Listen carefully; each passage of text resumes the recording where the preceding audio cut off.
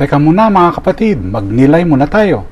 Ngayon ay ipinagdiriwang natin ang pagdalaw ng mahal na Birheng Maria, ang sandali nang binisita ni Maria si Isabel, na noon ay nagdadalang tao rin kay Juan Bautista. Sa Lucas, sa sandaling bumati si Maria, lumukso si Juan sa sinapupunan ni Isabel at ipinahayag ni Maria ang kanyang Magnificat. Pinupuri ang Diyos sa kanyang awa at katarungan. Alam mo ba na may mga bituin at planeta na tila umaatras sa kanilang paggalaw? Ang ilang bituin sa ating kalangitan ay mukhang gumagalaw paatras sa halip na pasulong, isang pangyayaring tinatawag na retrograde motion. Ngunit ito ay isang optical illusion lamang, sanhi ng pagkakaiba ng bilis at posisyon ng Earth sa kanyang pag-ikot sa araw. Ang kakaibang galaw na ito ay nagpapakita na madalas ang plano ng Diyos ay hindi ayon sa ating inaasahan. Sa sulat ni Pablo sa mga taga-Roma, hinimok tayo ni San Pablo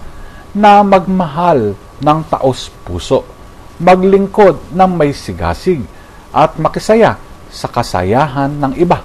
Isinasabuhay ito ni Maria sa halip na isipin ang sarili niyang kalagayan, nagmadali siyang bisitahin at paglingkuran si Isabel. Dala ang kagalakan ng pagpapala ng Diyos. Gaya ng retrograde motion ng mga bituin, madalas naiiba ang direksyon ng plano ng Diyos sa ating pananaw. Ang mundo ay naghahangad ng kapangyarihan.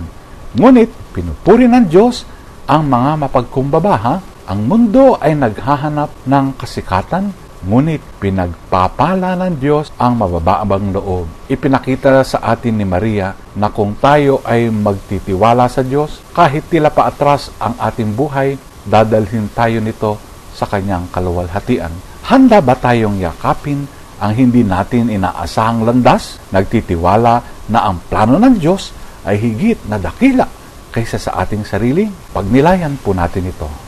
Amen.